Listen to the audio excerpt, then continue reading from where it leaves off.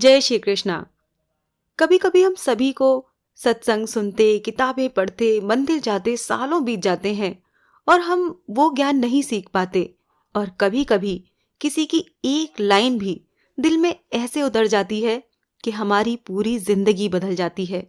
तो ऐसी ही एक कहानी आज मैं आप लोगों के लिए लेकर आई हूँ। सुनिएगा जरूर। एक राजा को राज भोगते काफी समय हो गया था।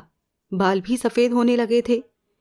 एक दिन उसने अपने दरबार में उत्सव रखा और अपने गुरुदेव और मित्र देश के राजाओं को भी सादर आमंत्रित किया। उत्सव को रोचक बनाने के लिए राज्य की सुप्रसिद्ध नर्तकी को भी बुलाया गया। राजा ने कुछ स्वर्ण मुद्राएं अपने गुरुजी को भी दी ताकि नर्तकी के अच्छे गीत और नृत्य पर वो उसे पुरस्कृत कर सकें। सारी रात नृत्य चलता रहा। ब्रह्म मुहूर्त की बेला आई तो नर्तकी ने देखा कि मेरा तबले वाला ऊँग रहा है। उसको जगाने के लिए नर्तकी ने एक दोहा पढ़ा। बहुत बीती थोड़ी रही, पल पल गई बिताए, एक पलक के कारणे ना कलंक लग जाए। अब इस दोहे का अलग अलग व्यक्तियों ने अपने अपने अनुरूप अर्थ निकाला। जब ये बात गुरुजी ने सुनी तो गुरुजी ने अपनी सारी मोहरें उस नर्तकी के सामने फेंक दी। वही दोहा नर्तकी ने फिर पढ़ा तो राजा की लड़की ने अपना 9 लखा हार नर्तकी को भेंट कर दिया। उसने फिर वही दोहा दोहराया तो राजा के पुत्र युवराज ने अपना मुकुट उतारकर नर्तकी को समर्पित कर दिया।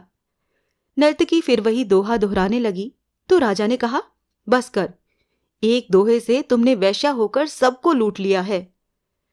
जब ये बात राजा के गुरु ने सुनी तो गुरु के नेत्रों में आंसू आ गए और गुरुजी कहने लगे, राजन, इसको तुम वैश्या मत कहो, ये अब मेरी गुरु बन गई है।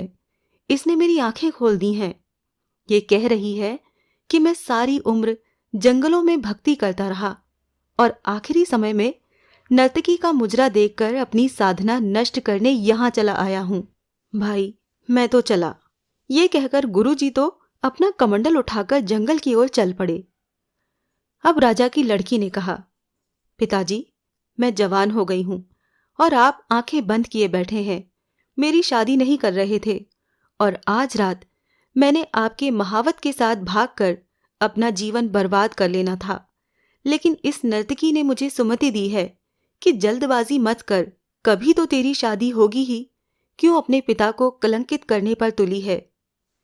फिर युवराज ने कहा, पिताजी, आप वृद्ध हो चले हैं, फिर भी आप मुझे राज्य नहीं सौंप रहे थे। मैंने आज रात ही आपके सिपाहियों से मिलकर आपका कत्ल करवा देना था, लेकिन इस नर्तकी ने मुझे समझाया कि पगले, आज नहीं तो कल आखिर राज तो तुम्हें ही मिलना है। क्यों अपने पिता के खून का कलंक अपने सिर पर लेता है। धैर्य रख। जब ये सब बातें राजा ने सुनी तो राजा को भी आत्मज्ञान हो गया। राजा के मन में वैराग्य आ गया। राजा ने तुरंत फैसला लिया, क्यों न मैं अभी युवराज का राज तिलक कर दूं। फिर क्या था, उसी समय राजा ने युवराज का राज तिलक किया और अपनी पुत्री को कहा, पुत्री, दरबार में एक से एक राजकुमार आए हुए हैं। तुम अपनी इच्छा से किसी भी राजकुमार के गले में वरमाला डालकर पति रूप में चुन सकती हो। राजकुमारी ने ऐसा ही किया और राजा सब त्याग कर जंगल में गुरु की शरण में चले गए।